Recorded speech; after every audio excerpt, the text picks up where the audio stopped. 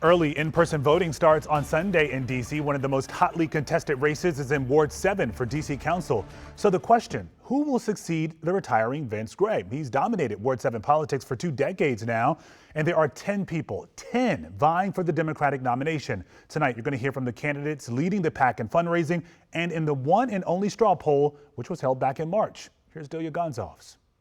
Cars and campaign signs. 10 candidates are running to fill the Ward 7 council seat, which has only been held by 2 people in the last 20 years.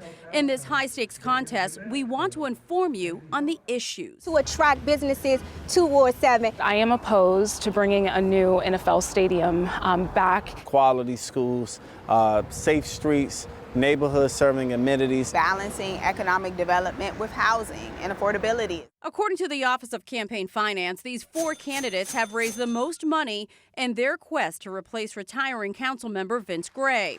And while the 81-year-old is recovering from 2 strokes, he recently released a statement through his office endorsing Wendell Felder. I think the best endorsement I can get is that of the people of Ward 7. Lawyer and former ANC Commissioner Vita Rashid came in a strong second place when she ran against Gray in 2020. I understand the needs of the ward. I have continued to work. We met Rashid outside of KIPP DC Charter School on Benning Road. This is where it started for me, a bullet piercing through my kid's classroom window. Who am I looking at? Looking at you. Current ANC Commissioner Ebony Payne at Kingman Island. I think that Ward 7 is really looking forward to a new energy and someone who hasn't been steeped in the political machine for decades. Hey, what's up? ANC Commissioner and former chair of the Ward 7 Dems, Wendell Felder, at 58th and East Capitol Streets Northeast. I'm a trusted face, a recognizable face, and one who has the public service track record of getting things done. Kimball was one of the first big projects I worked on. And State Board of Education Chair Ebony Rose Thompson at Kimball Elementary School on Minnesota Avenue Southeast. I actually know how to work with my colleagues who represent different parts of the city. The candidates all agree to improve educational outcomes and continue Gray's legacy on building a health network east of the river.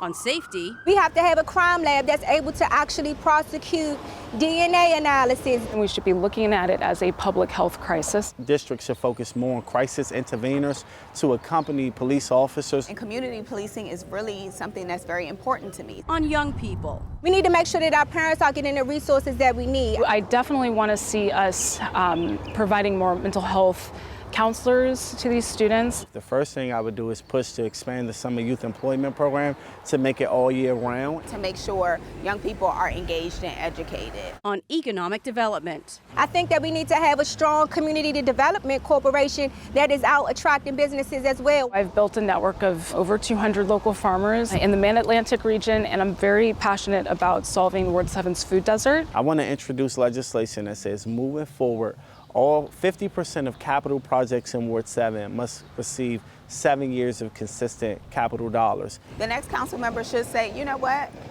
Yes, Ward 7 needs a grocery store. Yes, we deserve healthy food. Yes, we deserve amenities. And also, it's good for you. On RFK, 3 candidates are opposed to another NFL stadium and want to see a mixed-use development with retail, housing, and community space, except Felder, who says it's too early in the process to make a decision. He is stepping back comments he made in a recent ACLU survey. When asked if the council passed a bill that he opposed, would he ask Congress to intervene? He answered yes. We got it wrong. It's no ifs, ands, or buts about it. But they all agree the stakes are high in a ward facing a transition, not only on the political landscape, but the economic horizon, challenged with moving stalled projects forward. And its people, too. In Ward 7, Delia Gonzalez, WUSA 9.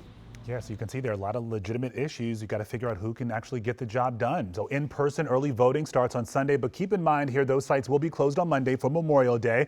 Early voting goes through June 2nd, or you can vote primary day, which is June 4th. To learn more about the other 6 candidates running for the Ward 7 council race, head to our website, WUSA9.com.